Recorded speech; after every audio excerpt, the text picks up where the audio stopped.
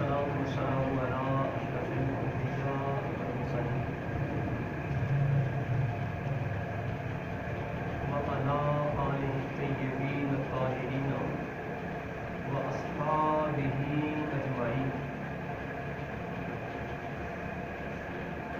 أما بعد فقد قال الله تبارك وتعالى في كلامه المجيد والفرقان الحميد: يا أيها الذين آمنوا استعينوا بالصبر والصلاة إن الله مع الصابرين. آمنت بالله صدق الله العظيم. إن الله وملائكته يصلون على النبي يا أيها الذين آمنوا صلوا عليه وسلموا تسليما. الصلاة والسلام عليك يا رسول الله وعلى آلك وأصحابك يا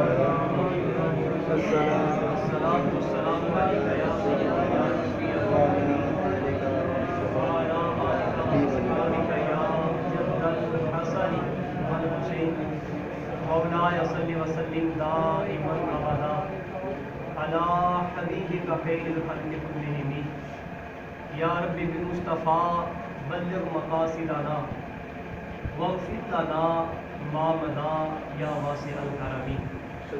اللہ رب العزت کی حمد و ثنا آقا کریم علیہ الصلاۃ والتسلیم کی بارگاہ بے کس پناہ میں ہدیہ عقیدت و محبت کے بعد قابل صد احترام قابل صد تکریم بزرگوں بھائیوں دوستو السلام علیکم ورحمۃ اللہ وبرکاتہ. یقیناً آپ تمامی احباب جانتے ہیں اللہ جل مجدہ اس پاک گھر میں بابرکت اور پاک اس محفل کو سجائے. مرحوم و مغفور محمد عارف شاہین ان کی روح کو اصالِ ثواب کے لیے ہم یہاں پہ حاضر ہیں. مالک کریم کی بارگاہ میں یہ التجا کرتے ہیں کہ اللہ جل مجدہ مرحوم کی قبر کو تا حد نظر نصیب فرمائے اور لواحقین بالخصوص نانا جان نانی جان اور جملہ اعزاء و اقرباء کو صبر جمیل اور اجر عظیم عطا فرمائے.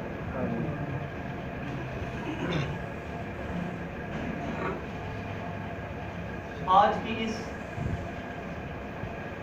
بابرکت محفل پاک میں اصالِ ثواب کی اس نشست میں چنداں گزارشات بطور سبق آپ احباب کی بارگاہ میں پیش کرنا چاہتا ہوں. دائیں طرف سے لے کر بائیں جانب تک بلا مبالغہ یقیناً ایسی ہستیاں ایسی شخصیات تشریف فرما ہے کہ جن کے سامنے لب کشائی کرنے کی مثال یوں ہی سمجھ لیں کہ ایک جلیل و قدر استاد مکرم کی بارگاہ میں جب بیٹھ کر طالب علم سبق سنا رہا ہوتا ہے اس کی جو کیفیت ہوتی ہے یقیناً آج یہی کیفیت ہے. صاحبان دی وقار مالک لم یزل نے حضرت انسان کو کائنات رنگ و بو میں بھیج کر پیدا فرما کر کے پہلا مقصود یہ عطا کیا کہ اس بندہ مومن کو اپنے پروردگار عالم کا قرب خاص نصیب ہو جائے اور پھر اس قرب خاص کے حصول کے لیے اس راستے پر چلنے والوں کے لیے مالک کائنات کی محبت کو اپنے دل میں بسانے والوں کے لیے پروردگار عالم نے اس محبت کی راہ پر چلنے والے کو تکلیفوں سے بھی گزارا مشقتوں سے بھی گزارا آزمائشوں سے بھی گزارا مصیبتوں اور آرام سے بھی گزارا.